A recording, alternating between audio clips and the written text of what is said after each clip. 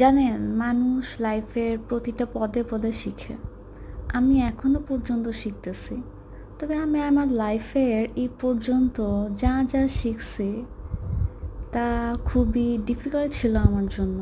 তবে আমি এখন যখন পিছনে ফিরে তাকাই তখন আমি বুঝতে পারি যে যে মানুষগুলাকে আমি অন্ধবিশ্বাস করছি, যে মানুষগুলাকে আমি আমার আপন ভাবছি, সেই মানুষগুলা আমার সাথে বেইমানি করছে।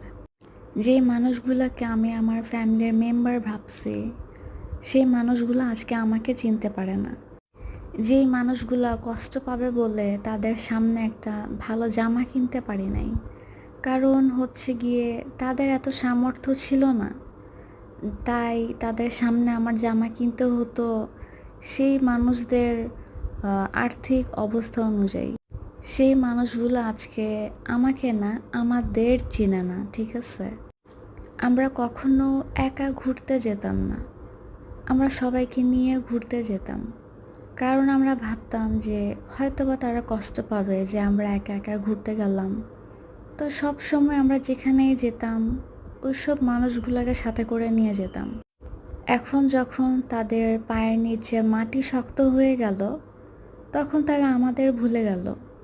এখন আমরা যখন বলি চলো কোথাও ঘুরতে যাই একসাথে, তখন তারা আমাদেরকে চিনতে পারে না, আমরা কে তারা আমাদেরকে চিনতেই পারে না। আল্লাহ যখন মানুষকে দেয় তখন মানুষ মানুষের অকাত ভুলে যায় যে তারা ছিল কি, তার এখন হয়েছে কি। তারা তাদের পাস্ট ভুলে যায়। তারা ভুলে যায় তাদের পায়ের নিচে মাটিটা শক্ত কিভাবে হলো, আল্লাহ তাআলা দিল, তাই না? তার আগে ব্যাপারটা কীরকম ছিল তারা সেটা ভুলে যায়। তারা ভুলে যায় সেই সব মানুষকে যারা তাদের হেল্প করত, যারা সব সময় তাদের পাশে থাকতো। মানুষ কখনোই কৃতজ্ঞতা প্রকাশ করে না। মানুষ আল্লাহ তাআলার কৃতজ্ঞতাই প্রকাশ করে না। সেখানে আমরা তো সামান্য মানুষ, তাই না? তারপরও যখন কষ্ট লাগে আসলে ভুলতে পারি না। এইসব মানুষদের থেকে আসলে যত দূরে থাকা যায় তত ভালো। তারা তাদের মতো করে ভালো থাকুক, আমরা আমাদের মতো করে ভালো থাকি। পান্তা ভাত দিয়ে ভাত খাই আর বিরিয়ানি খাই, যাই খাই না কেন, আর বাহিরের মানুষের এন্ট্রি চাই না আমাদের ফ্যামিলিতে।